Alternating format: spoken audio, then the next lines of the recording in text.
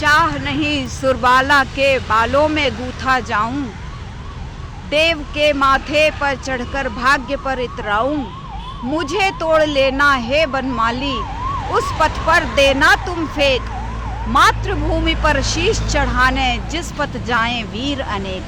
ये है कारगिल शहीद स्मृति वाटिका लखनऊ की। कारगिल सबको याद होगा। कारगिल में जो शहीद हुए, कारगिल युद्ध में जो लोग शहीद हुए, ये उनकी याद में ये बना है। ये है डॉक्टर दिनेश शर्मा, इन्होंने इसका उद्घाटन किया था। और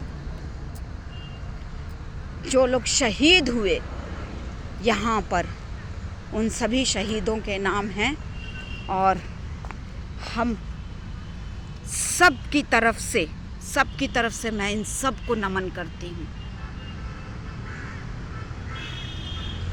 यहाँ पे लिखा हुआ है, विभिन्न युद्धों में जनपद लखनऊ से शहीद हुए सैनिकों के नाम, रैंक और उनके नाम लिखे हुए हैं। ये हैं सिपाही देव सिंह, सुमेर जी, सिपाही विष्णु कुमार तिवारी जी, वेद प्रकाश जी, सिपाही यादराम, नायक नरेश चंद्र पांडे, नायक मोहन सिंह, FN मिश्रा, टॉपस अमृतलाल, बहुत सारे लोग हैं। कारगिल विजय के और अन्य कई युद्ध के जो शहीद हैं, इन सब के नाम हैं। जैसे भारत पाक युद्ध हुआ था, श्रीलंका के साथ जो हुआ था, ऑपरेशन राइनो, मेघदूत जो 1994 में हुआ था, फिर 1993 में भी मेघदूत हुआ, उनके भी हैं। सोमालिया के साथ जो युद्ध हुआ 1994 में, नागालैंड के साथ जो हुआ 1996 में, 1997 जम्मू कश्मीर के साथ, फिर 1997 ऑपरेशन रक्षक, 1999 ऑपरेशन विजय कारगिल, उन सब शहीदों के नाम है। यहाँ 1962 में जो भारत चाइना युद्ध हुआ था, उनमें भी जो लखनऊ के शहीद हैं, उनका नाम है सिपाही देव सिंह। चिप्स खा के, कूल ड्रिंक पी के 15 अगस्त और 26 जनवरी को परेड देखकर छुट्टियां मनाते हैं हम। जिंदगी तो इन्होंने जी है। एक कहा है ना किसी फिल्म में, जिंदगी बड़ी नहीं लंबी नहीं, जिंदगी लंबी नहीं बड़ी होनी चाहिए। ये है असली जिंदगी को जीने वाले लोग, ये थे। मेरी हार्दिक इच्छा है कि काश मैं भी जो है ना कुछ तो ऐसा कर जाती कि मेरा नाम शहीदों में आता। काश ऊपर वाला मेरी ये चीज़ सुन लेता कि मेरा नाम भी लिखा जाता, शहीद अमिता सिंह। वाह, मुझे बोल के भी अच्छा लग रहा है।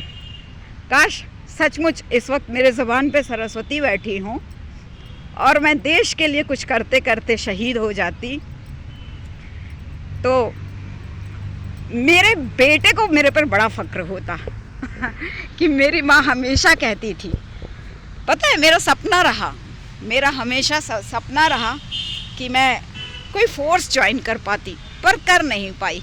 ये हैं अमर शहीद मेजर रितेश शर्मा। उनका जन्म हुआ था 27/10/1973 में अलीगढ़ में। ये वतन हमारा रहे शाद काम और आबाद, हमारा क्या है अगर हम रहें ना रहें। ये अशफाक जी के लिखे हुए हैं। ये और भी मैं आपको दिखाना चाहूँगी। ये हैं आदित्य मिश्रा जी, कारगिल के अमर शहीद कैप्टन आदित्य मिश्र। इनका जन्म 24 दिसंबर को 1974 को लखनऊ में हुआ था, फातिमा हॉस्पिटल में। जाता हूँ दो मात यही वर भारत में, फिर जन्म धरूं एक नहीं तेरी स्वतंत्रता पर जननी 100 बार मरूं। ये बिस्मिल जी के लिखे हुए शब्द हैं।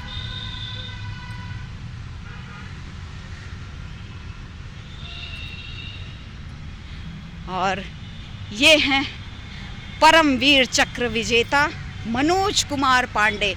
इनके नाम से यूपी लखनऊ में सैनिक स्कूल है। इनका जन्म 25 जून 1975 को रूड़ा गांव में हुआ था, जो कि सीतापुर ज़िले में है, यूपी के ही सीतापुर ज़िले में है।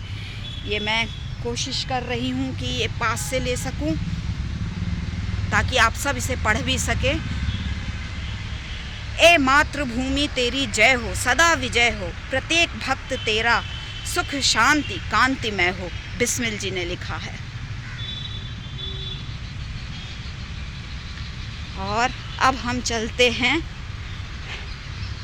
सुनील जंग महंत जी के पास। ये भी शहीद हुए थे। इनका जन्म हुआ था 15 मई 1999 को। सॉरी इन्होंने वीर गति पाई थी 15 मई 1999 को, और जन्म हुआ था इनका 13 नवंबर 1978 को, 1978। वैसे एक जन्म भी हुआ ना इनका 15 मई 1999। एक नया जीवन लेकर मुझे पूरी उम्मीद है कि ये एक नया जीवन लेकर फिर से देश की सेवा के लिए अपने आप को तैयार कर रहे होंगे। ये तो ऐसे वीर होते हैं ना कि ये एक जीवन में संतुष्ट नहीं होते हैं अपने देश की सेवा करते करते। इन्हें हर बार एक नया जन्म चाहिए होता है। मेरी जान न रहे, मेरा सर न रहे, समा न रहे, ये साज रहे, फ़कत हिंद मेरा आज़ाद रहे, और माता के सर पर ताज रहे। ये माधव शुक्ल जी की वाणी है। और एक ये इस पार्क में एक और शहीद हैं, लांस नायक केवलानंद द्विवेदी जी, जिन्हें सेना मेडल मिला था। ये कुमायूं रेजिमेंट से थे।